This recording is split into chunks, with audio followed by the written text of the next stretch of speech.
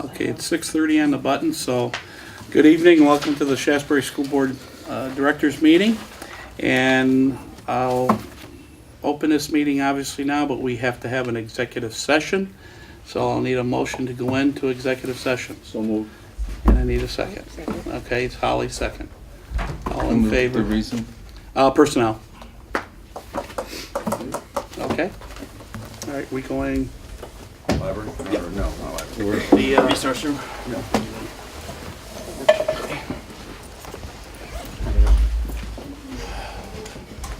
Executive session went longer than we thought, so I need a motion to go back into open session. Holly, and then Dave. Okay? Chair, anything for me before I leave to go to North Bend? No, you're good. You're all set. So thanks, Jim. Appreciate it. Okay, we will start with citizens' comments. Do we have any citizens' comments? Kim? Yeah, I wanted to commend the board for their recent budget that included the bus ride to Montpelier. That's an educational trip, and I got from the reaction from the board when it was pointed out that the sixth grades were having to raise money to do that they were kind of surprised and felt like that should be covered, and it was. I'd like to ask that you do that for this year's class. We've got a Montpelier trip, an educational trip that the sixth grade does every year to go see the legislature in action. But we're looking at having to fundraise another $1,000 on top of the sixth grade pleasure trip that the school does every year. And we're putting together a yearbook of photos and memories for the kids that we're having to fundraise. And it's just another fundraising burden on the class. And how much was that you need? I think it's about 1,000. Okay. We will talk about that. Anybody else? Megan? I wanted to say thanks for incorporating a line item on your budget for after-school program. It is near and dear to my heart, but I think it makes a lot of sense for the school to commit to after-school programming, and it's the first step to do that, especially with the school. So I appreciate it very much, and also the sixth grade trip to Nature's Classroom as well. So thanks so much for a great budget. I really appreciate it. Okay. Jared, got anything? Nothing tonight. I figured I'd call on you. Thank Billy? You know I do, Fran. Okay, you're on. First of all, I'd like to say I hope you all had a chance to get down to the Bennington Museum and see the kids' artwork down there over this past weekend. Emily Umflett did a great job with the kids with what they put out there. I mean, the whole SVSU did, but you know, when I saw what the kids from Shaftsbury were doing, it was awesome. That was really good. And I hope you all have a chance to read the fourth grade blog too. Jeff, I know I saw one of your comments on there, so I know you've had a chance to see it. It's really interesting to see the fourth graders commenting on political things going on in our world. But it's neat. They're all engaged in it. They're responding to the community. It's really pretty cool. So the main thing that I did want to talk to you about today was I just want to give some feedback from the last comment that I had brought to the board. I had asked the board to really speak with the school about looking at processes in education and how do we drive math performance and other things through these processes. And I think unfortunately I gave a few examples, and I think the examples were seen as isolated problems as opposed to opportunities to identify processes. And a few days after the meeting, I got one of the tests back that I had given to the board with a comment that this is a Go Math question from the Go Math curriculum. And I said, okay, well, what's Go Math? Bring me up to speed a little bit. That's the Common Core curriculum that the SVSU has invested in. We can't change it. This is what they give us. This is what we have to do. That's kind of it. I pressed Jeff with some questions on it. He gave me a few answers, quite openly. I think that there was a little bit of kind of scrambling back and forth on those answers, so I don't really want to press those. But the impression that I was left with was, here's the curriculum coming down from the SU. We have to follow it. This is what we're doing. So Jeff had told me if I had any questions that I should go to the SU and speak with Ms. Boudreau about the curriculum. So I set up a meeting, went and met with Laura. Laura was great to meet with. I wasn't really happy with some things that happened at the SU, but Jim Colkey and I are going back and forth on that.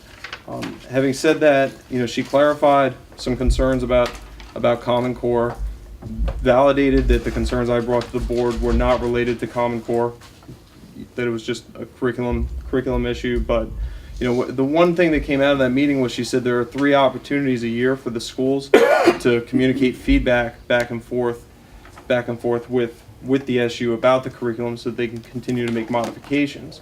So when we have something passed down from the SU, that's not a end all be all, this is what we teach and this is what we have to do and move on. So, but having said that, the fact that I was told this is what we've got made me feel like, okay, maybe I'm going crazy and maybe none of this was an issue and maybe all the processes are good.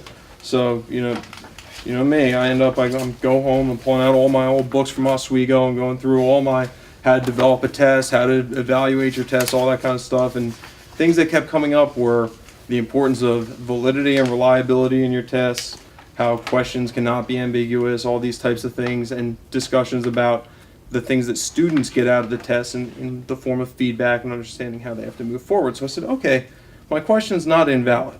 Okay, and I figured that out at that point. So I said, at least having validity in your test is important. So I said, maybe I'm wrong about the content, maybe I just don't understand this. So I did the only last thing I knew what to do, which was I emailed the main author of the textbook and with screenshots of everything I had questions on. And let me step back. I went through the textbook and compared it to the test to make sure, that I wasn't missing something in the textbook. And there was nothing in the textbook that was aligned with what my concern was. So I emailed Julie Dixon at University of Central Florida with screenshots and asked her the questions that I had. And in her response, and I'm not going to read it, I'm not going to read the whole thing, but she clearly said, I think that the directions could have been made better in those questions. So right there, she identified that, yes, there are opportunities. And she also made the statement, I'm sad to learn that the teachers are not able to alter the tests. I encourage teachers to work in collaborative teams to modify tests before the unit begins. This process helps the teachers to teach a unit more effectively. So I wanted to share that with the board because I feel like if I had just accepted the easy answer of it's Common Core, it's Go Math, it's handed down from the SVSU, I would have never seen that side of it. And I think that's an important piece for us to take note of. And as another piece, as I was going through my old workbook here, the last step in the testing process is evaluate your instructional effectiveness and loop back to the very beginning, at least the way I was taught to develop tests. So I wanted to share that feedback. Really, I feel like this was a situation where I asked, let's look at processes, not expecting an answer in the next 3 days as to what we're going to do, but just saying, let's look at the long term. And what I got back was an easy answer. And for me, you have 2 of the most important people in the world to me in this building 5 days a week. And you've got over 200 of the most important people in the world to somebody in this community, in this building 5 days a week. And I'm begging you, I'm pleading you, please stop accepting easy answers. It wasn't impossible for me to get the answers that I got here. I don't see why an administrator couldn't do the same thing. So, thank you. Thank you. All right. Anybody else? Thanks. Okay. We're not going to have a superintendent's report. We will go to the action items. We'll go to the treasurer's report.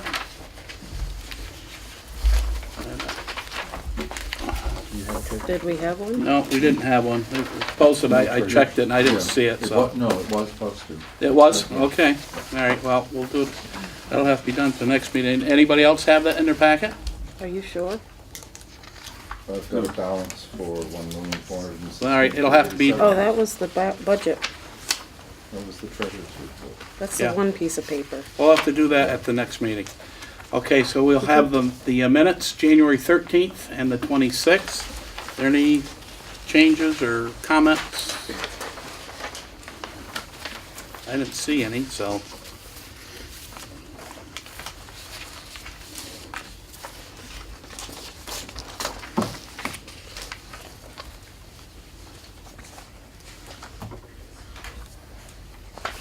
Seeing none, how about the warrants?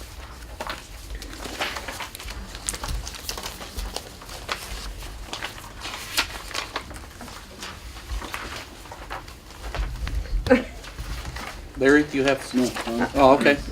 I do, Fran, but can't put my hands right on You want, it. here, you want my copy? No, yours aren't marked like mine are. Gee. Well, I know they're not. You know what voucher name was? I give you a minute. No, don't give me. You all set? Okay. I- Ally? in the minutes that we just looked through, I have nothing to change on it, but Okay. it's just an ongoing thing that we have. Mhm. The authorizing signature is missing on the warrants. Something, Okay, I and thought it's, they were on there before. yes, they were, but they haven't been for, Oh, okay, yeah. So no Yes. questions on the warrants then? well, If you have some, now's the time. It's a general question, Fran, that we won't really need the specifics. In the warrants, there are several, this month alone, there were 5 different items that were not identified. There's no detail to the purchases. We've asked that that be included, and there were 5 instances this month alone that it was not done, Jeff. I just think we identify everything else, and I've asked them to do that. well, Essential, so I can ask again. it would seem that, Locally purchased or Yeah. something? Okay. okay, these appear to be teachers' purchases outside in some area, and I'm just concerned that it's become a habit that you need something, you just go get it, and that kind of goes around, makes an end run around our purchasing policy, so I'm just asking that you don't accept it until you have the detail and to include it in the well- warrants. I don't accept the warrant you guys do. I don't see that until you see it on here. Does that make sense? It's news, I'm not sure it makes, I thought the information cleared your desk first, that you would approve anything that ended up in our warrants on a Okay, I local see what you're saying. basis, Okay. and it would have your approval, Okay. and it just seemed like it would be a simple thing to have the detail that went with that purchase. So does whatever you see in our approving include detail? Yeah, there's a receipt for everything. So you can, what can you do, if anything, to ensure that at the step where it gets entered into the system, that we see a printout from, that they include detail? I've asked finance at central office to, because you brought it up a couple months ago, Larry, I think at the very least. I've asked them at central when they do the warrants if they could either list the items that were on the receipt or do something so that it's identified for you of what those items were, and they said they would do that. I'll have to ask them again, I guess. Because I see the receipts, I see what the teachers are purchasing with their local budgets and what they put on, so. Maybe you have a copy of the receipts at the superintendent's Yep. office. Yep. You all set, Nate? I've got one other question, I found my material. It happens to be on page 1, voucher number 2009. Okay. And it's, appears that we bought 2 Apple laptops or devices. Two Yeah. iPads. There's 2 iPads and there's something called Apple Care. That's the warranty plan with it, that comes with it. Okay. Is that for classroom use, Jeff, For or is that? the library and media specialist use. Okay, so that's student use? Yep. Okay. Yep. And those are the corresponding accessories that are with it. Anything else, Larry? No, Okay, Holly? I just had for my information, there was just a Vermont School Boards Association 2015 Vermont Educational Law Book. Do you have that? Yeah, they require I buy that every year. Can we look at it? Yeah. Okay, I actually have an extra if you want to take it. wonderful. Yep. Those are the green books? Yeah. Yeah, Yep. usually the central office will give you, Yep. every Yeah. board member should have one. And there was one other one, just was curious about, sorry. Which page, Holly? Oh, sorry, the same warrants, page 2. I just was wondering, you have some Epson ELP projector lamps, is that for the smart boards? Yeah. You got 5 of them? Yep. How long do those last? They last quite a while. We've had we bought, I believe, 1 or 2 extra to have here. on. I Yeah. just wondered. Yeah, so we didn't have to wait for the order to come in if one did go. Thank you. Yep. Go ahead, Larry. And one more. I spoke to Jim before the meeting started, but in our warrants, there's a provision for the person preparing or the person taking responsibility for the warrants to sign off. We put that request in for a number of years. Finally, central office picked up on it. They were doing it, but all of a sudden they've stopped doing it, okay? And that in effect means we take responsibility for whatever's in there. And Betty Benedict was the first one that started complaining about this. Pat Harris started complaining about it. But we finally got it done, but it's it hasn't been done in the last couple of months, so, Okay, well, duly noted, and we will okay. relay that to Central. I think it's good business that, Yeah. that somebody other than us says these are right. Yep, absolutely. I'm- All set? Dave, Jeff? Okay. All right, so we'll take, we got a retirement, but I'll need a motion to approve the minutes and the warrants. I'll make the motion. Okay, Jeff made the motion and I'll Dave, second. Dave seconded it, Sorry. okay? So all in favor of the minutes and the warrants?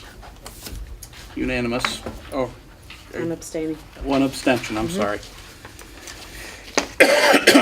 Now we have a retirement, Gary Littlefield, who will retire at the end of this, I think, June 30, June 20, actually. June 20, okay.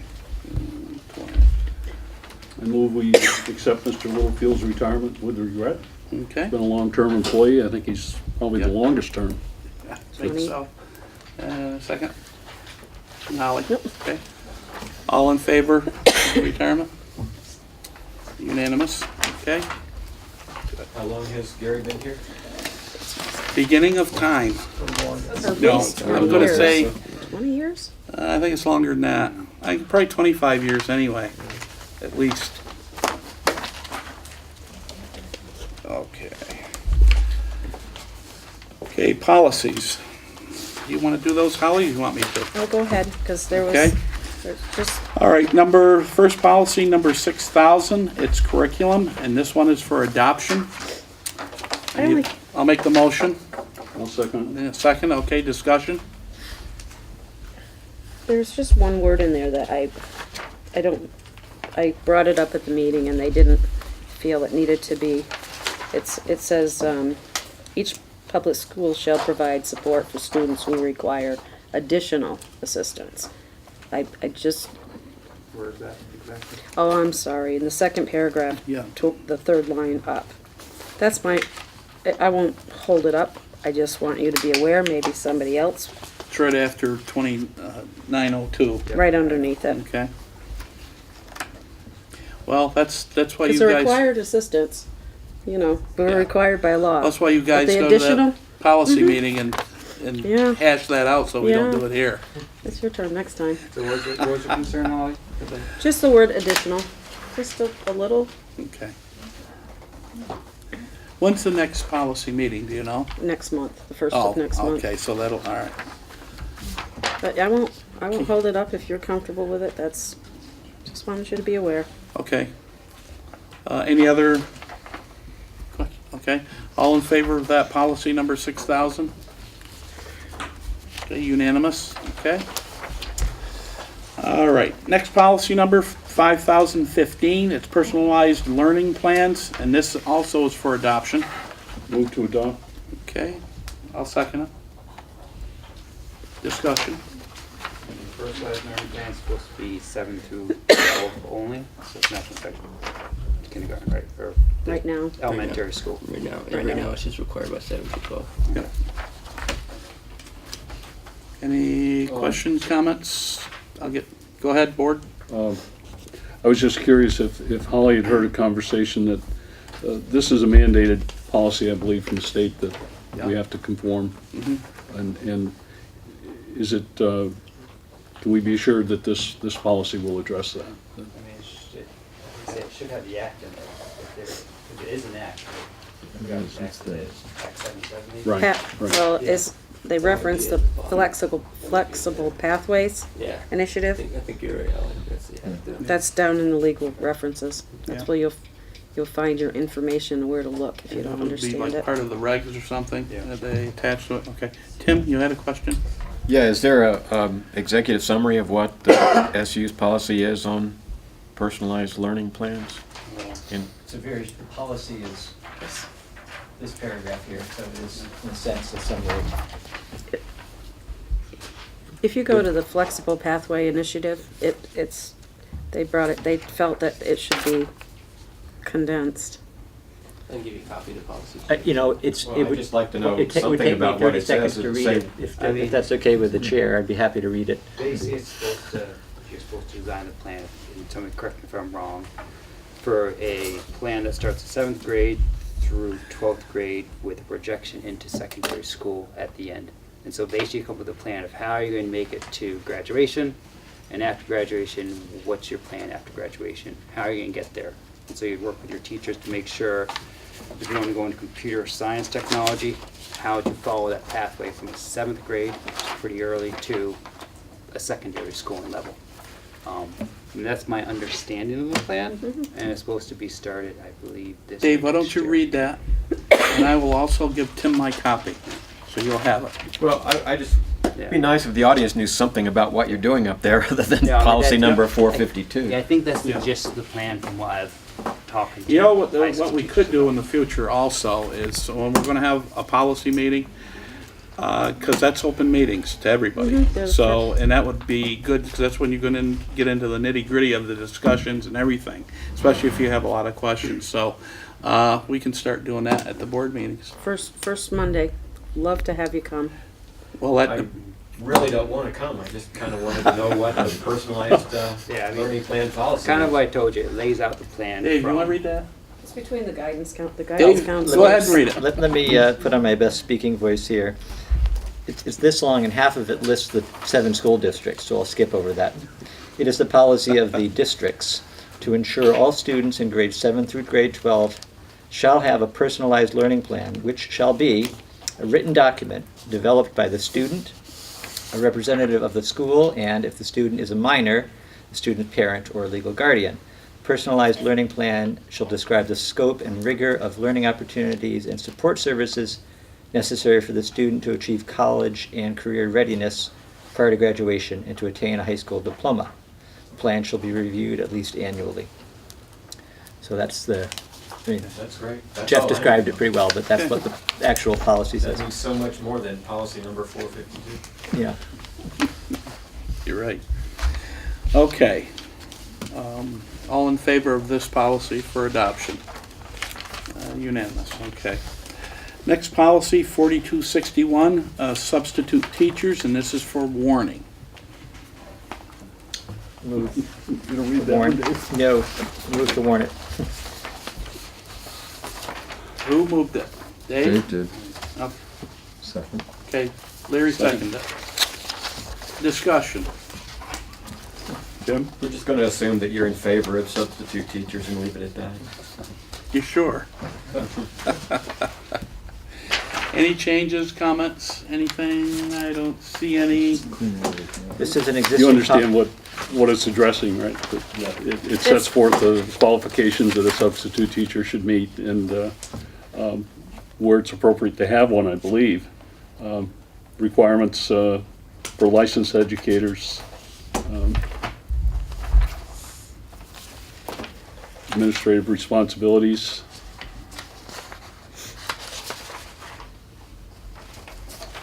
Copies are online. Thank you. Can you say anything about, Holly, about why we're updating? This is an existing policy with some updates proposed. They were trying to clear up the requirements, the length, the lists, who should have, what a long-term subs is about, the administrative responsibilities, because it's not just, you don't just call, we're supposed to have I'm sure, do we have a list in Yes. and they have to be qualified, go to meetings, take training. to be on that list.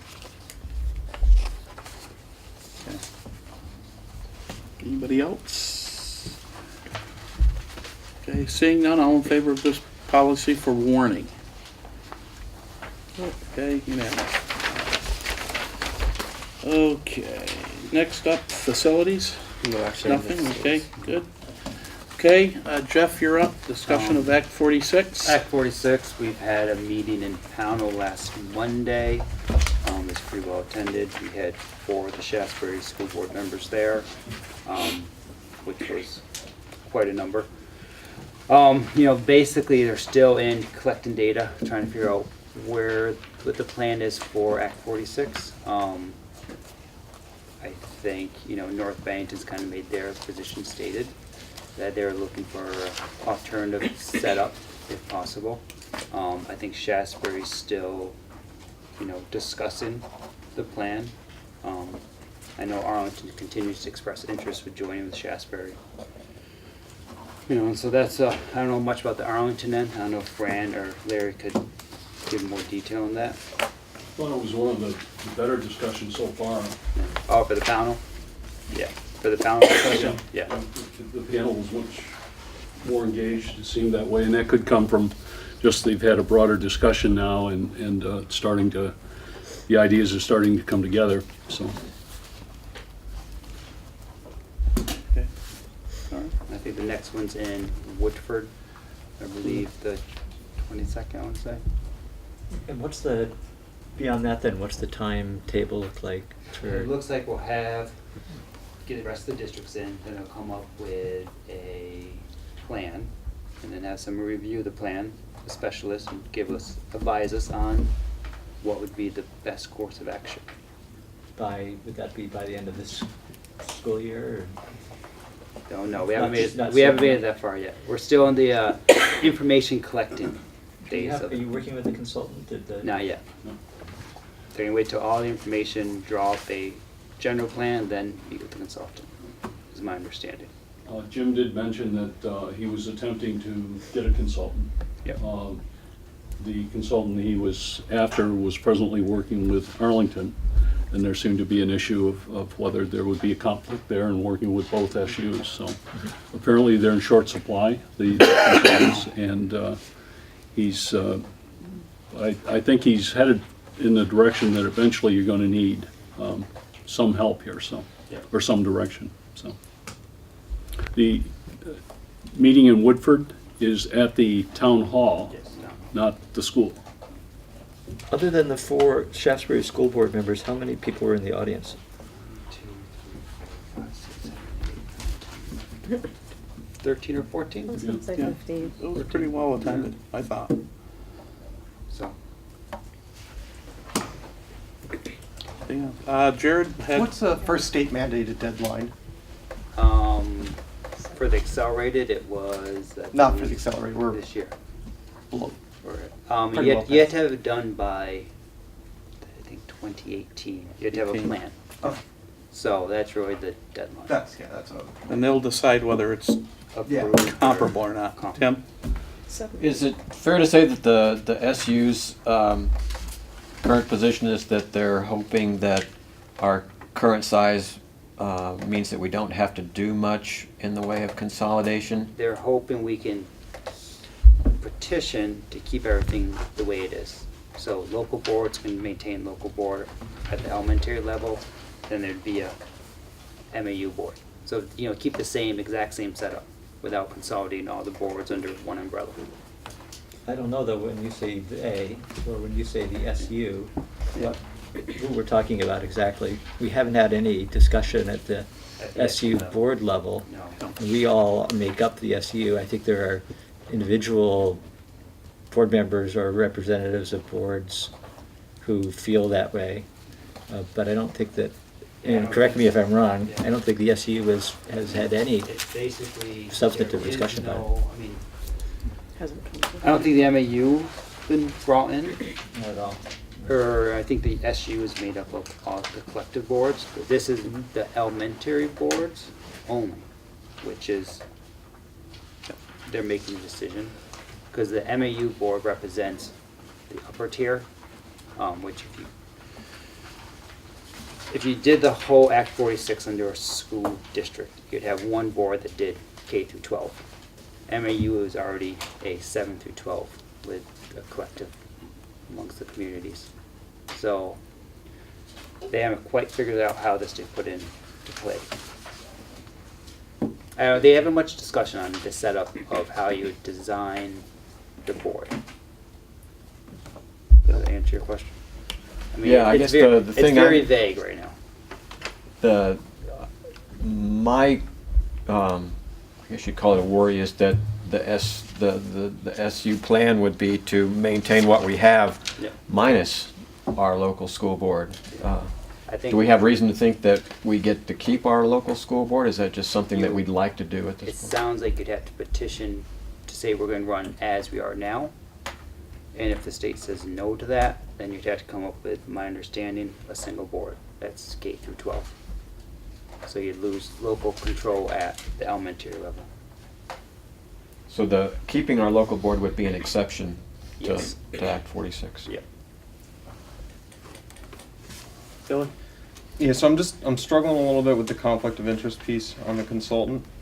And the reason I'm struggling with that, and I would hope you all consider this, is that if we're not sure if we think that in Act 46 that we should stay in the SVSU, and we think, hey, this may be a vehicle for us to say this isn't the best arrangement for us, let's look at independence or going to the BVSU or whatever the case may be.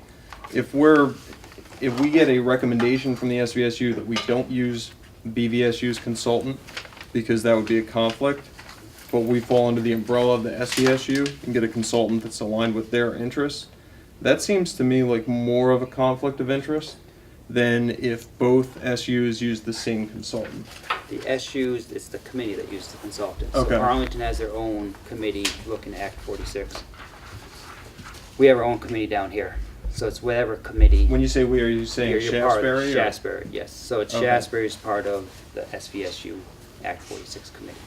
So it's Shaftsbury, Bennington, BSD, Pownell, Woodford, North Bennington. Yeah, so what the concern is whether or not the SVSU Act 46 committee and the BVSU Act 46 committee can use the same consultant. Don't know. That- I mean that's what Jim's not sure. Yeah, and I guess my concern with that is that I think that would almost give more objectivity to the advice of the consultant, because then all, at least for Shaftsbury, because then all of the or most of the options that we'd be looking at would be the consultant would have an interest in, as opposed to the consultant having an interest in one option and not the other option. I think the answer might be ultimately that Shaftsbury gets its own consultant. And I don't know whether there's funding for that, probably not. But to be truly objective, I think we wouldn't have any other option. And because as long as the SU's, the study committee represents all the districts in the SU, and it's going to, hire one consultant. Mm-hmm. And I think that's one of the concerns with Shaftsbury is we are that district that has potential movable piece, which we can go towards Bennington. We could go towards Arlington.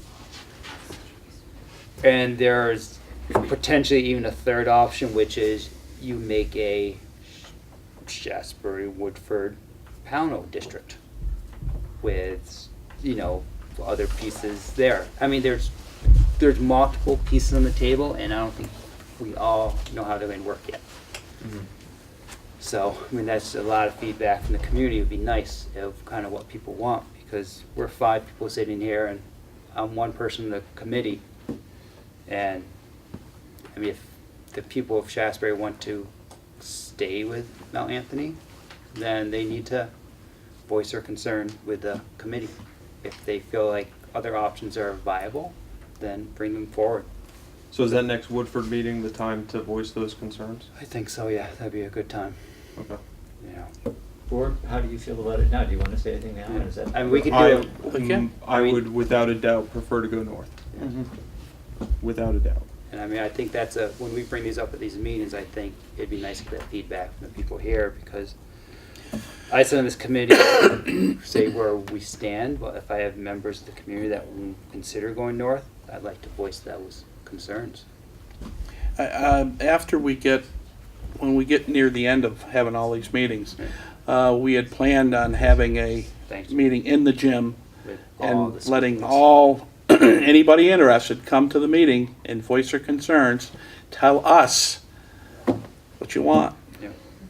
That'll be the time, but it'd be good to go to all these other meetings too and listen to some of these discussions. So, Larry? Bill, I just wanted to clear up on the consultant. Apparently, the conflict is with him, okay? Jim is reaching out, again, I believe there's only 5 There's 5. statewide. Yeah, I think a lot of them are up north. Right, and this guy came south, and he, I think his problem is he may be stretched a little thin, and he may be, okay. So it's more of a time conflict than a conflict. Yeah. I was just gonna say that as far as feedback from the community, I've talked to maybe a dozen people, and without exception, they all favor the idea of a union with Arlington. I was at Arlington today, and one question that I didn't get an answer to, and maybe you guys know, is do they have the capacity to take us? Do they have the capacity to take the entire Shaftsbury population? Did you And ask the question, Tim, or did they just not? I'm I- curious, because my impression is they certainly do have the capacity, Okay, I asked the principal, but the principal's been there for half a year, so half a year. he doesn't know, but I that would think be question one, I would think. Yeah, he before probably, we go is it any because further. he didn't know our class size? Or- He didn't know how many kids he had in middle school. and what the total capacity was? Well, I researched that a long time ago when we were talking about putting the addition on this building, because we were in, I don't know how many millions of dollars they wanted to put an addition on here. I said, it's not going to happen. And I went up to Arlington because they had just renovated their elementary school, and it had all the peaked roofs, and they had 6 extra rooms they never used. And I went up there, and the bus drivers had one of the rooms and with their coffee machines and stuff. And all the other rooms were filled with furniture and locked up. So I didn't want us to make the same mistake, and so that's why our addition only cost $350,000. So, and that was a smart thing to do. But their high school, yeah, I mean, people need to understand, we would still keep our school here. I think some people think we're going to close this and go down, because I've heard that, and I'm only saying it now so people understand. No, we would use the school. Our kids we hopefully will have like school choice, and depending on how we make this thing work. And their high school can definitely take the kids. And I think that I mean, they only graduate something like 22 kids a year or something. I mean, it's not like it's, and I'm pretty sure they have a capacity of 150 to 200.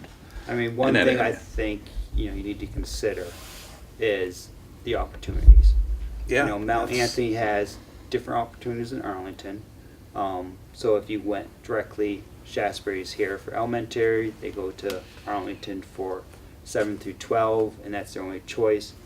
5 people can go to Mount Anthony if they want to do the school barter. That could limit certain kids in the area and their opportunities. Or you got Burr and Burton.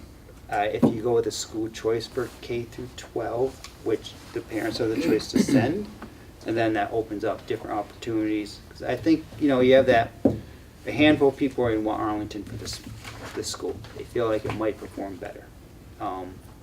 Some people are in the community who went to Mount Anthony. Their grandparents went to Mount Anthony. Mom and dad went to Mount Anthony. They want to send their kids to Mount Anthony for other reasons. If you pick sports, if you want to wrestle, Arlington's not the school you want to go to. So I think you have to really look at a school choice option for the K through 12 to give the students the opportunity and the families. And that would be, I personally, for myself only, not speaking for anybody on the board, I think that'd be the best opportunity for my child and my family, is to have that availability of school choice for K through 12, so I can make a decision at the time. And that's me as an individual. Larry, and then Jared had his hand up. I had talked to the superintendent of the Benton Valley SU at one point, and they're in the middle of their study. They expect the results to come back sometime between April and May, and we will be a component of their study. They're looking at what it would look like if Shaftsbury were to be invited. Remember, that's their decision. We can be interested, but we may not get an invitation. So they're looking at from that point of view, that what would they look like if we were part of their configuration up there. And Tim, we presently have 64 kids in the middle school and 93 in the high school from Shaftsbury. 157 total. 187, I think. Yep. They have 217 in the high school. And I don't know how many they have in the middle school. Middle school's one building. Yeah, I think it's K through, or 7 through 12. Yeah, it's all 7 to one 12. building. Yeah. Jeff, Larry, in your conversations with the Arlington as they make their plan, have they given you an indication of what the board makeup might look like between Arlington and Shaftsbury? What, Jeff? Have they given you any indication in your conversations with Arlington what the board makeup would look like between Arlington and They Shaftsbury? have not. I assume governance or different structure than what they presently have is going to be part of that they'll, Yeah, my understanding is that there's not a whole lot of leeway there, that it's population-based. So that if Shaftsbury and Arlington have roughly the same population, we'd have the same representation on a board. was that your question, Jeff? Yeah, Yeah. that's my concern. I agree with Dave that that's what's out there right now, that we would be equal partners, with Sandgate being, if no one like Pownell joined us or North Bennington, Right. then we would be equal representation on that board. And Be it's a board worth member, an pointing. even number? It's Six what? board members? Is it like six Well, board no, I members? mean, yeah, I mean, they, not necessarily, but I think it's worth pointing out that the situation we have now, both with MAU and the SU, gives a town like Shaftsbury an advantage in terms of representation. So there are 2 Shaftsbury reps on the Mount Anthony board. Bennington has 4, and Bennington is more than twice as big as we are, and that's, it was, sort of grandfathered in a long time ago. And we won't have that likely going forward under a new model. And the same with the SU. We've got 3 reps, and Bennington has 3, so we're even on that. If I could just ask Tim and anybody else who wanted to comment on moving north, whether the 12 parents or families you've talked to have had children go through the MAU system or in the MAU system, how many of them? I didn't grow up here, so I didn't go to MAU, and my parents didn't go to MAU, but I have had 3 kids either finish or are partway through it. And I would say that based on what I know about MAU, and admittedly what I don't know about the Arlington High School, that I wouldn't be in a hurry to shift the connection. So I was just wondering what your... I would say almost all of them Like the idea of going to Arlington because they didn't like mainly the middle school. Jeff. So they did have kids who went through the middle school Yes. recently? From recently to a long time ago, yes. I haven't talked to 12 parents, but I've talked to a number of parents come to me since this conversation began, and I've heard the opposite, that they're similar to what you said, that the tradition of Mount Anthony and the offerings at Mount Anthony are a bigger draw for them than what Arlington could possibly offer. Granted, not as many as 12, but a number of parents have come to me and say, are they really thinking about this, Jeff? And I said, it's just an option on the table. And I think what we have to look at is the opportunities for the children. As a community, we to vote on whether or not we stay, where we go. Like I say, growing up here, having aunts and uncles went to Mount Anthony, there are pros and cons, I think, for all the schools around. It gives us a good chance to have a discussion about the education.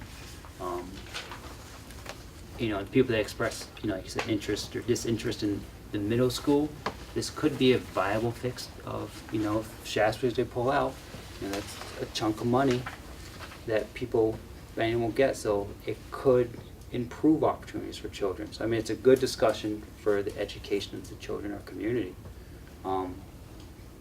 But you know, I'm not a fan of locking in somewhere. I mean, that's why I think the choice, you know, is an option we maybe could consider.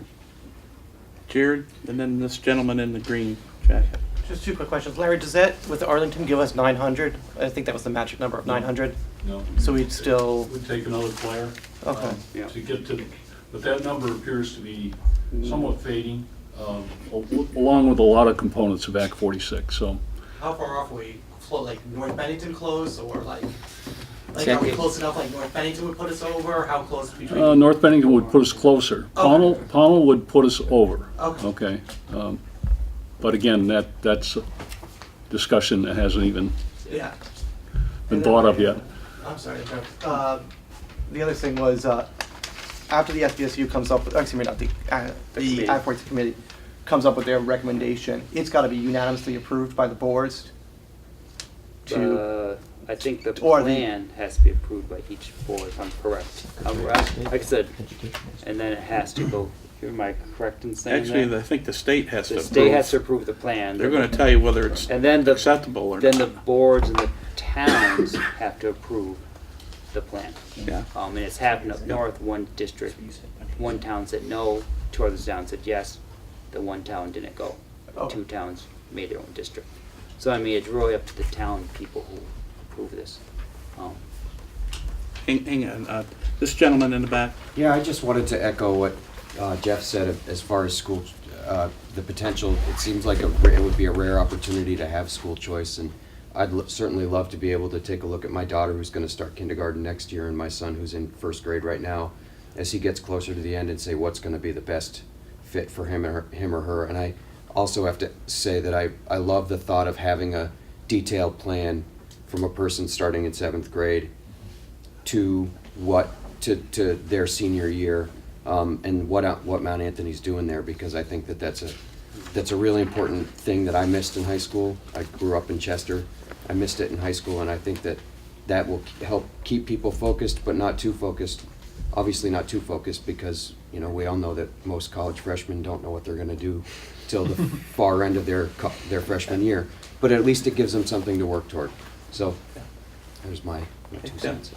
Well, two things about who has to approve of the plan. Isn't there also an MAU qualification? Don't they have to vote to let us out of MAU, or is that? That's not decided yet, Tim. It's funny, that is what we've always been told, but that may not be the truth, okay? There were 2 components to that. One, that we had to pay off our existing debt for the middle school, which amounts to, if Mr. Pembroke shared a number of $600,000 with us that was still owed on that note. We'd have to pay that off, and we would have, the rest of the districts would have to vote to let us leave, okay?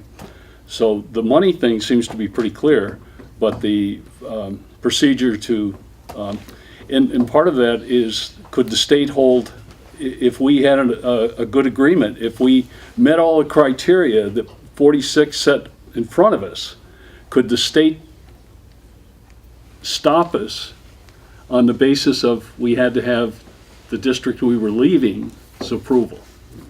Okay, so that's up in the air. I don't think that'll be an issue if we were to get that close. The other thing is, I think it's a bit of a red herring to start throwing school choice out as something that Act 46 is offering up, because the superintendent of the state, Holcomb, what's her job? Rebecca Holcomb, Yeah. Secretary of Education. Secretary of Education, in an article I read, said Act 46 doesn't offer any new options on school choice. And the only option on school choice is not to run a school. Some districts are looking into it. I mean, if you look at Manchester, it's school choice for Manchester students. They don't go to Burn, it's a private school, they tuition into it. So there is no, in town of Manchester, no functioning public high school. And Dorset's the same way. They can go to Mill River or Burn. So they have in elementary public schools, high school choice set up. And so I think that's something you have to look at with Manchester, is because that's the setup they're going to have to look into. Because if there's no school choice for high school, then they're going to have to build a public school in Manchester. Or send everybody to Mill River. And then Burn, they would not get tuition from the town. I think if we were to Yeah. join forces with the Battenkill Supervisory Union and have school choice available from 7 to 12, for example, if that's what we're talking about, then there wouldn't, the rest of the towns in this new SU that we were part of would all have to have school choice. So you cannot operate a school, I think is the message you were hearing from the Secretary of Education, you cannot operate a school and offer school choice. So somehow the Arlington school would have to no longer be the Arlington school, it would become an independent school. Right. And so, I mean, that's all possible, I suppose, but I don't think it's as easy as saying, here's what we're going to do. We want that. There'd have to be more votes, and somebody would have to operate that school. Some private institution would have to. Well, I'm saying it's a red herring because we don't know if Arlington's going to invite us, and we certainly don't know that they're going to close their public school for us. Well, you're right, Tim, in that regard, that it's going to be a longer process than what we may have anticipated. The interesting thing is that we have school choice on the front end with pre-K. Okay, it's clearly stated Act 66 allows parent choice in pre-K kindergarten placements. And we clearly have high school choice. Title 16, 822, I think that's what Dave was referring to, authorizes districts that don't operate a high school, that's us, grades 7 through 12, to pay tuition for schools chosen by the parents. So it seems funny that we're smart on one end and we're smart on the other end, but we're too stupid to have school choice in the middle. Well, the other thing is there is an existing school choice option that people don't talk about all that much, but at the high school level, students in the SU can attend Arlington High School, Wilmington, maybe another one, at no cost to the parent. They have to provide their own transportation, but there's a lottery for that because there's a cap on how many, but we never hit the cap. So even if nothing were to change, even today, if I decided I'd like my son to go to Arlington next year, that could be arranged. That program's only as good as the integrity of the people running it. Because even though we've never hit the cap on that, I actually had one of my kids rejected from school choice, only to find out that months later they were still accepting people. So I would just caution you based upon personal experience, not to necessarily believe that that's as open as it seems. Rejected because of cap? No, the administrator was quite open with me in telling me that he did background checks on the kids before accepting them, which is a violation of statute. Yeah. But So lots of moving pieces of Act 46. So. Okay. Anything, everybody else set? I just would like to mention at this time this was a great discussion, Act 46, we have a possibility of a board change. And we have a lot of effort put into it on both sides of the table. And I'd like to see a consistency. I know possibility is they could change, but there's been a lot of work that should be bridged in the middle. I'm just throwing it out there. I don't know how the Have board committees and feels. put all these people on the committees? They're not gonna Something get in away that place. easy. Well, don't just say it. I Let's know. set it. No, I think we would. We've done that in the past. So there, he's put a lot of time and effort into, and knows a lot. Larry has folders and folders of stuff. I'd like to see that. Yeah, there's no sense in reinventing the wheel. I'm a firm believer in that, so, anyway. Okay, Thank you. duly noted. Not that it won't change or it might stay the same. Just the reality is just a possibility for change. Okay. All right, we're all set now. Tilgner Fund request. Jeff? So, as I've done in the past, we have artists in residence here from time to time. I think every year I've been here, we've had artists in residence come in. I'd like to request some money from the Tilgner Fund, which is used for that particular purpose. Tracy Malloy, who's a former Shaftsbury resident, went to school in Shaftsbury all the way through. Now lives in Brooklyn. She's an artist in Brooklyn. She did in service with our staff on trauma and art and what it can do and different things in August. But she is looking to do an artist in residence for our 2nd and 4th graders in April for a full week. It would pretty much detail her doing a art project with the kiddos around the curriculum chosen by the teacher. It may be social studies, and maybe science, and maybe mathematics, whatever the teacher and her work out. And they'll do a week-long project around that area with displays afterward, PowerPoints, and actually something that other teachers can use after the fact. So it'll be a program that other teachers can use in their classrooms later on. It's the middle of April, April 11th to the 15th. The cost is $2,500 for the week, including that includes all materials in her week here. So I'd like to request that the board approves $2,500 from the Tilgner Fund for this artist in residence. Okay, discussion? I've got one question, Jeff. You said grades 2 and 4. Usually don't we try to encompass the entire school? Is there a component in here that would overlap the whole school, or? Like I said, once the project's done, other teachers will be able to use some of the model, but she can't effectively do the whole school K to 6 in a week's time with this project. With this project? With this Right. project, Okay. yeah. She just, she's going to work closely with the classroom and teachers for that whole week for majority of the day. So, does want to return if it's successful, which I believe it will be. She would like to return again next year and work with some other grades. But whatever model they do and whatever activity they come up with will be able to be transferable to other classroom teachers can see it. And the classroom teacher directs Tracy the and her- content of the.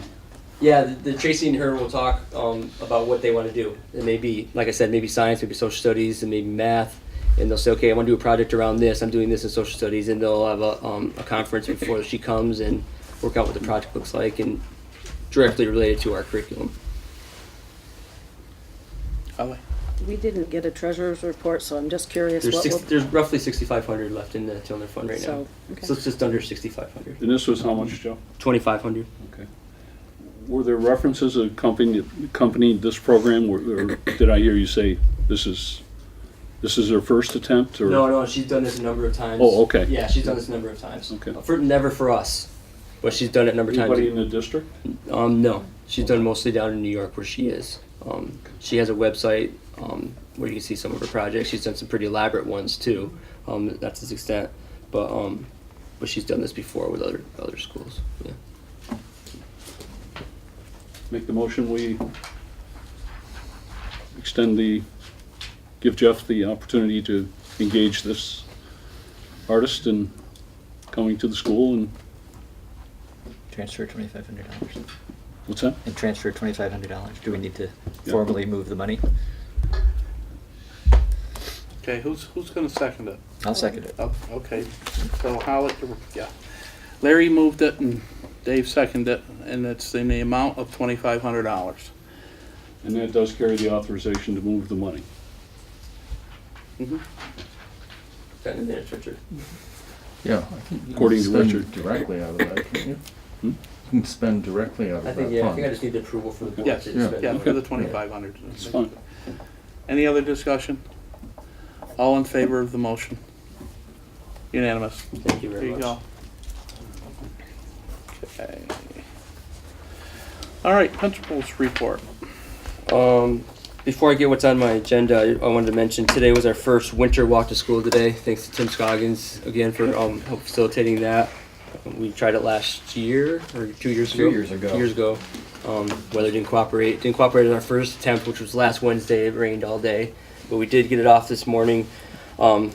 Beautiful winter morning. It was gorgeous out. It was a little chilly, but not too bad. A little bit of snow on the ground, a little bit of snow flying. Kids had a great time. Becoming a tradition pretty much. now, hopefully 3 times a year, but we definitely do it 2 times a year. That was fun.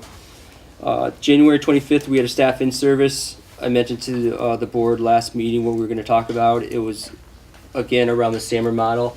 And just for a reminder, the SAMR model is a model created, which is my second thing on the agenda, Dr. Ruben Pentadora. It's a model of how to integrate technology into the classroom. And the SAMR, as Richard asked me earlier, SAMR is an acronym. The S stands for substitution. So when you use technology just to substitute something you're already doing in the classroom, like maybe the student's doing a worksheet, and you substitute it with a online type worksheet or something. The A stands for augmentation, where you're changing it a little bit. You're doing something that's a little bit different. It's enhancing the lesson, but not really anything too mind-blowing. And then the M is modification. We're really changing what the unit or the lesson is, and you're using technology in a way that does change what the students are experiencing and enhancing the lesson. And then the redefinition is really what we're working at as a staff, is doing things with the lesson or unit with technology that you never thought of being able to do before, that you wouldn't have been able to do before without technology.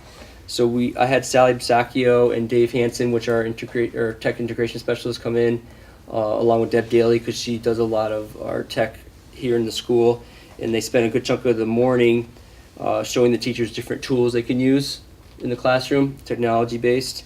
And Sally went through a lesson flow with the teachers and say, okay, here's a lesson that template, what you're going to be your hook for the lesson, what are some technology tools you can use in that hook, and it works out the whole lesson, and you plug in different tools that teachers learned about throughout the day. And I got a lesson flow from every teacher at the end of the day about the ways they're going to use technologies in the classroom, either, like I said, with a small mini unit or with a lesson. This is all directly related to our school improvement plan around technology and integrating that SAMR model, which leads into my second part of my agenda, which is pretty exciting. For those who don't know, Dr. Ruben Pentadora, who created the SAMR model, lives right down the road in Williamstown. I know of him because I know of the SAMR model, but I guess he's a pretty famous guy in the technology world. Frank was pretty excited to get to meet him and work with him. But he is going to, he came to Shaftsbury last week and met with a couple of our teachers and the tech team and talked about some different things that he had done around the country and around the world around the SAMR model, and had some great ideas. And so he's agreed to work with the district, with a handful of schools, Shaftsbury being one of them, in helping us as we move forward with this SAMR model and how we can start integrating technology more and more into the classroom. We have some great tools here. We have some great tools in the district. We don't always utilize them to the best of their abilities and what we can do with them. So we're pretty excited to have him on board. And I'll share more with that as we get a plan in place with him. And then finally, the CI3T school team update. That is a comprehensive integrated 3-tiered model prevention program around social emotional needs and behavioral needs of students. The district got a grant very recently to work with Kathleen Lane. I think I mentioned this in a previous meeting. And that grant includes every school in the district creating a CI3T team and working with Kathleen Lane throughout the rest of the spring and her employees, I guess you'd say. And then we're going to create a model for the school for students who need social, emotional, behavioral support, similar to we talk about MTSS with academics. We have the triangle with the 3 tiers. Same thing with this, is we have the tier in the bottom, which would be general school expectations, classroom expectations, what we want the students to be able to get first time within the classroom, within the school, what we expect from them in behavior and everything. And then there's tier 2, which would be some supports in place for students that need more help with behavior, social, emotional needs. And then tier 3 would be some very specific behavior plans, maybe for students who are really struggling to be in the classroom. And this is all under the umbrella of we just want to get kids in the classroom ready to learn. As you know, kids come to classrooms in all different states depending on where they're coming from in the home, where they're coming from in life, what social things going on within their lives. And we want them to be prepared to learn, come in ready to learn. And this is just a plan to put in place to help them get there. I know I went through all of them without asking questions, so I'll take questions in any or all of those. Yes, Larry? You know I got questions. Sure. There weren't any handouts in the packet for either one of those programs. It sounds like in listening to you that they're done deal. that they're already in process, or we're going to just accept that this is something we're going to do. The thing I came away with what are we calling this? SAMR. SAMR. Right. It looked like it was a substitute for good old-fashioned ability to write with a pencil or read a book. We're now going to go to electronic devices more and more to accomplish those jobs or those requirements. And I got to tell you, that doesn't appeal to me. That we're sacrificing some school time in the traditional manners of teaching kids how to write. And if you're telling me that doesn't interfere with that, then I think we need to hear more about it. Because, I have his overview, and it appears that it's exactly to put more technology in front of our kids at the expense of the traditional learning lessons that we used to have in place. And I'm really confused how you squeeze time out of our present situation here at the school to take on another project without some definite definition of what the results are going to look like at the other end. Ben L. had a presentation from, Bennington School District had a presentation from their principal at Ben L. about the CI 3T program. And that was explained to be, again, we didn't get information on it, so I assumed we'd be learning about it. And that was presented as a blueprint for MTSS and RTI. So that I found that confusing too, that we're looking at the blueprint after we started to build the house. Okay, I'm not holding you responsible for that, but that's how it was presented to their board. And so when we view all of these various components that are floating around, I don't know where you guys are going to get time to integrate all of this in an effective manner. So you asked a good question about the SAMR model, whether it's going to be, take away from the traditional reading and writing, and it doesn't. It's not going to be a student in front of a computer the entire time they're here. But there are certain lessons and certain units and certain things that we have the technology in the building, we have the capability in the building that can enhance and actually redefine what a student is learning and how they learn. So in some cases, it makes sense to use that. I understand that, Jeff, and I understand the need and the desire to integrate more technology into what we're doing, but not at the expense of the basic skill sets that kids need to leave our schools having. And we hear more and more complaints about they can't write, they can't read, things like that. And that just seemed to be one more situation that was going to get, in my opinion, get in the way of accomplishing those very basic skills. Can I jump in there for a Oh, second? jump. I mean, all I know about this is what you've just told us, really, Jeff, and then in your comments too, Larry. So what I think I'm hearing about what this is you spent some time during the in-service day training staff on how to use technology using this model to better deliver information, a lesson to students. And as an example, and again, this is what I think I heard. When I'm done, you can tell me that I got it right or I got it wrong. But when I was a kid, we didn't have a computer. We had a blackboard. The teacher wrote things on the blackboard, and we copied them down onto a piece of paper. Maybe today with computers, there's a more effective way for me to learn the multiplication tables than doing it that way, and that teachers need to be shown how to do that. So you spend time in service explaining how you can either substitute, and here's on a whiteboard we're going to do it. You substitute a whiteboard for a blackboard, or okay, maybe you can take the next step, which is A, whatever A was, adjust, augmentation, okay. So, and then up to a point where, geez, this technology really gives us an opportunity to deliver this lesson material in a way that's going to be more effective, and there we are. So am I on the right course there at all? You're close. I don't want to use the word delivery as the term for the SAMR model. If you think about it as what the analogy I use with my staff is think about the SAMR as a swimming pool, with the S being in the low end and the R being in the deep end. because you're really getting some deep understanding to be learning. But I've also told my staff that I don't expect them to spend all day in the deep end, because you're going to get tired, you're going to get worn out, you're going to, you just can't do it. The kids can't do it. But if you think about some of the things that we can do with technology now that, for example, you couldn't have done when you were a student. We have Deb Daly bringing the whole country into the library with different online visits, interactive visits with museums, national parks, scientists, zoos. That's something that was never possible beforehand, where kids are studying dinosaurs. Deb can take them to a museum somewhere around the country and show them actual fossils, interactive. They're talking to each other, they're asking questions, they're seeing those things. Granted, it's not firsthand, but they're having that experience. There's opportunities where students can learn with other students around the world doing a similar project, and share different information and different thoughts, different perspectives that we never could have done before we had this technology. Not something that's going to be done all day, every day. But like I said, there's a number of tools we have within this district and within the school. And the 25th was really, the teachers don't know what they don't know. There's so many tools and so many resources out there. We wanted to give them time just to experiment and play with some of them and see how they could possibly use them in their classroom.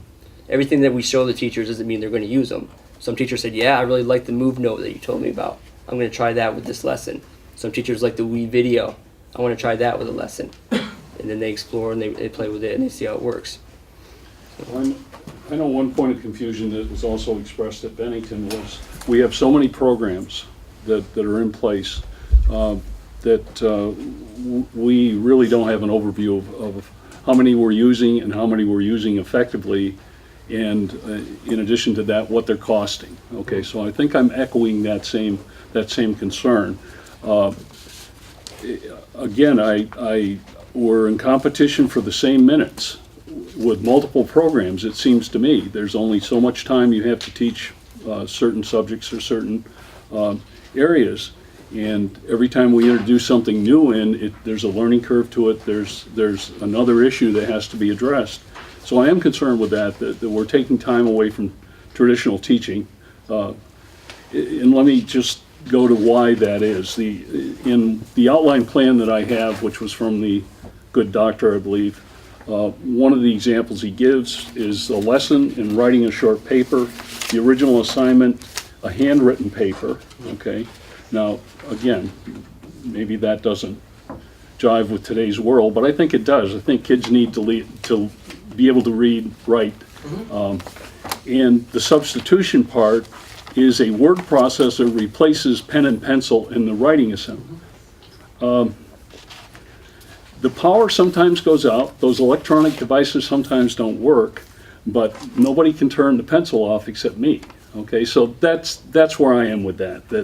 That we still need to make sure that traditional things are being taught adequately, and more and more I hear that they're not, and so I'm concerned when we put something else forward that's going to take again away from that traditional learning. Not taking anything away from what Larry just said, but I do think if the taxpayers and the board and administrators have put forth funds to buy great technology, it's also their duty to put forth an effort to get the most out of it possible. And there's a number of places, and we either love it or we hate it, but technology saves time and replaces things, and it's a fact of life for us. But I also think that it's certainly not going to replace pen and paper, and it's their duty to get the most out of the stuff that they've purchased. I don't disagree with any of that, but in the confines of our school, there's only so many minutes, okay? And we've got to decide what's more important, or what are we going to put emphasis on. That's my concern, is that there be an adequate time to do some of the traditional, okay? But more and more we seem to be moving towards alternative programs, and I'm confused about what's in place. The one program after another seems to come in and overlap, and I don't know where these good folks get the opportunity or the skills or the training necessary to always put all those in place. That's another concern to that same pile, if you will. I have no problem with what you're saying. Certainly technology has to fit into what we're doing. we paid. That's an area of concern also. Are we gonna have an adequate amount of technology? Do these programs come in and require something more than what we have? And that's something we haven't discussed. Was there a cost component to this? If you do bring it forward and you do put it in place, did it cost us anything initially? Are there associated costs with it as we integrate it into our program? We haven't heard anything about that, so maybe there isn't. Well, we don't have a plan yet. Okay. That's why I said we're working on a plan, and we're working on it with Dr. Penador, so. Okay. So the Apple computers we just put in the library aren't part of this getting set up to have this already take place? The iPads were a request specifically by the kindergarten teachers and Deb Daly, our library specialist, because for the kindergartners, when they're in the library, it's harder for them to use the laptops. In the other room? It's much easier for them to use the, and there's a lot of apps that Apple have that we don't have other access to, that we can use on those iPads, so. It will, I imagine it will fit into our plan, but, I'm just trying Sure. to catch up, because Sure. we were shown. when I think of technology, I think of it as your stock portfolio. If you have just one stock, so you have just one piece of technology, if we put all our eggs into Chromebooks, that limits what we can do. Because Chromebooks can do a lot of great things, but they can't do everything. We need the computer lab with the PCs to do certain things that Chromebooks can't do. We need a few tablets like Apple to do some things that the Chromebook and the PC can't do. Just the way the technology works. So it's nice to diversify a little bit. So you expect to eventually come back to the board with an integration plan? Yeah. Okay. Yeah. I The jumped stuff ahead I- there, the Jeff. stuff- I thought you were already putting it in place. No, You're no. studying putting it in place. I've introduced it to the staff in August, and I'm using the resources we have within the district now to help the staff have some tools. Nothing that we've had to, Sally and Dave are free. They work for the district. They're willing to come in and give professional development on those days for no cost. And they show them online tools that are, they jump online, the teachers can sign up for it. Seeing this is the first place I can find that this is surfaced, is the rest of the districts, are the rest of them embracing this as well? It's Or- very new. Okay. I just met with Frank and Laura and Donna earlier this week, so it's very new as far as. I can just read it, as a parent, my kid came home the other day and said, I can't wait to go to the library. I said, why? He's like, we're going to talk to a zoologist. And I looked at her and said, zoologist? Like, yeah, we're going to go to the zoo and learn about animals. And I mean, my guess is they're using the technology, instead of opening a book saying, here's a tiger, they can go to the zoo now and see the tiger, walk around and be told about the tiger. And I mean, some of the words she comes home with, I'm like, what are you talking about? And she uses them and, you go, oh yeah, that's this. And I think a lot of that technology, it brings the book to real life, which on the flip side, if we keep going towards technology, I think there's at some point, reading historical documents, which are in cursive, everything's gonna be in print. And I think that fine art of cursive writing, you're gonna lose that piece of history, which is when you read the Declaration of Independence, it's in penmanship. And you need that cursive understanding to read it. And so, that's always my great fear is technology brings life from around the world to us.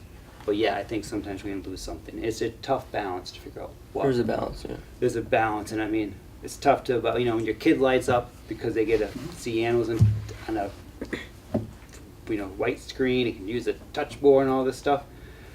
I don't know how to use technology. My kid knows how to use it. So it's nice to see it being incorporated that way because it really expands her life. Well, I think we have to look at the entire picture. Yeah, as a whole, yeah. I mean, I guess Realize at if both we're ends. gaining something here, make sure we're not losing Losing something something over there, here yeah. that we only have one opportunity to put in place, okay? The CI 3T, Jeff? Yeah. Is there a cost component to that? Right now, all the training that we're getting done is through a grant the district got. Okay. So I don't anticipate any cost component for this because it's going to be a plan that we have in place at the end of the spring, and it's just going to be a You plan. see it that same way, that this is gonna help you integrate MS? So when you said that, when you said that, it's a similar model to what we do with academics with the triangle, but it's going to be focused around behavior and social emotional needs. So it's MTSS, but for social emotional needs of kids and behavior of kids. Okay.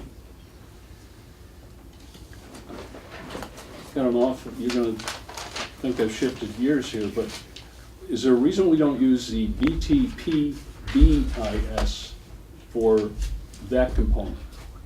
The PBIS. Yeah, Shaftsbury is the one district that chooses not to do that, which seems pretty obvious because it looks like that would address. That may very well come from our plan. That decision may very well come from our plan that we use a PBIS type system. Okay, so But you see them I in, can't say it will. So I know it's part of what Kathleen Lane right. encourages. Well, it's used throughout the Bennington School District. I- Pownell, it seems to be effective. It's one of the programs that seems to be measurable, and it seems to be working. So I was just curious why we haven't endorsed that. If this is the blueprint, then we better have the components built into our house before we start using the blueprint. So It's part of the discussion. okay, Yep. good, Yep. good. Yep. That's good to hear. Hang on a second. When we're doing the VTPP or whatever, the only people that are going to understand what that are the teachers probably sitting in the room. So maybe we probably, for the people watching this, You gotta learn a whole different language. Want me to explain it, Larry? PBIS. PBIS is a reward slash encouragement system that some schools use. Some schools use tickets. You know, they see students doing stuff that they promote: be respectful, be responsible. They have the 3 B's, and they say, okay, I see Tim Scoggins doing a nice job of being very specific. You know, you're being a great friend today by doing this for so and so. Here's some tickets, or here's some. Sometimes they have a theme. If they're like Pownell's, I think they have a tiger paw, so they might have a paw thing type thing. We went to Twin Valley. We visited Twin Valley. They had beads, those little iron beads that you have, and they gave beads to students or classrooms. And if they saw a classroom doing a good thing or saw a student doing a good thing, the students got beads. And they collected so many beads, and they had a reward system in place that they could exchange the beads or tickets for. There's thoughts, different ways on that. You know, some believe that's a way to encourage what you're trying to get the students to do on a regular basis. Some feel like it's kind of bribing kids to do things they're supposed to do anyway. So it's a conversation that needs to be had and figured out for the school. There's different ways you can do it. You can do individual kids. You could do a classroom. You can say the classroom teacher has tickets or beads, and they say, Tim's doing a great job. I'm going to put some beads in the classroom bucket. Not just to Tim, but to the classroom bucket. And then the classroom bucket gets full, and there's some kind of classroom rewards, not just for the students, specific students. But there's other schools that do it for individual students as well. On Point Elementary uses it pretty religiously with their students, and try to get behaviors changed. So. Okay. Well, it definitely is geared up to dovetail with MTSS. I guess that was my main point of discovery was, gosh, this is a handshake program. Same pyramid, Yes. same percentages, Yep. same Yep. approach to Yep. the problem. Okay, this part is no problem, this part is more of a problem, and Yep. then you have a real concern up there. Yep. I guess, just a question I had was, why had Shaftsbury not joined this? Did that ever come out in the discussion? PBIS? Yeah. Okay. No. I I know BSD's been doing it for a long time. Yeah, yeah. I don't know how long Powell's been doing it. I don't know why we never did. It's just- Monument does it, the entire district. I don't know about Woodford, because how many problems do you have with 22 kids? I don't know. And the principal's a teacher. Anything else on this matter? Tim? I just wanted to say that it's coincidental and interesting to me that Jeff is bringing this up, a grant that the district and the school's been working on for a while to address emotional and social issues, because just today I had a long conversation with Kathy, our counselor here, after the walk today, and got me thinking about things that I hadn't thought about before, which is that she said she used to work 3 days a week, and that served the need here at school when as a counselor, and now she's 5 days a week and can't do all that she wants to do, including home visits is something she'd like to do to, get parents involved in school and the emotional part of that. And in my conversation with the principal in Arlington, I brought that up, and he reinforced the idea that, yeah, that's a huge component of what schools have to do today is, as Jeff said, get kids ready to learn.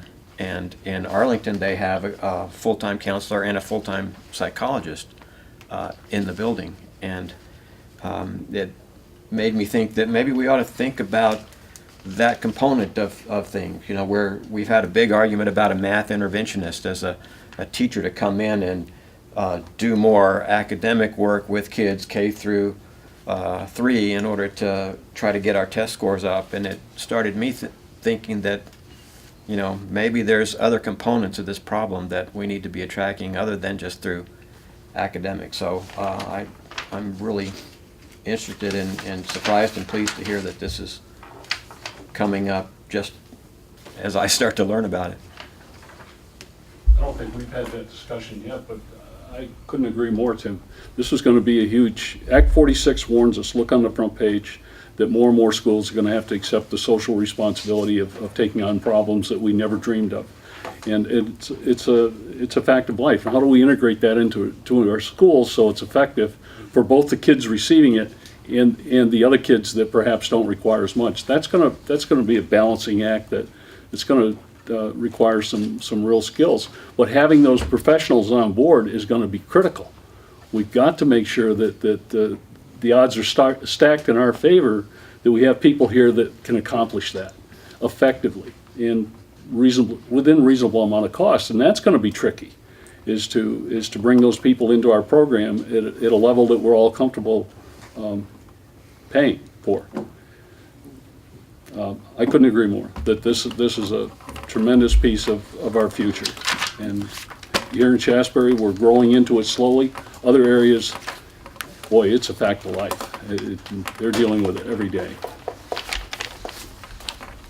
Okay, anybody else?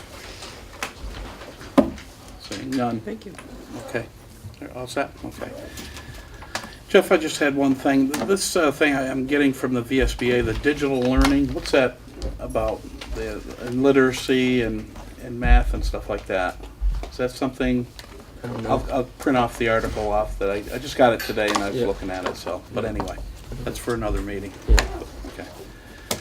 Next regular meeting is March 9th. That's when we will reorganize. We'll have some new members. And anybody got anything else? Just going back to the original, one of the comments, Tim, I think you made it about the fundraising for the Montpelier trip for the sixth grade. Yep.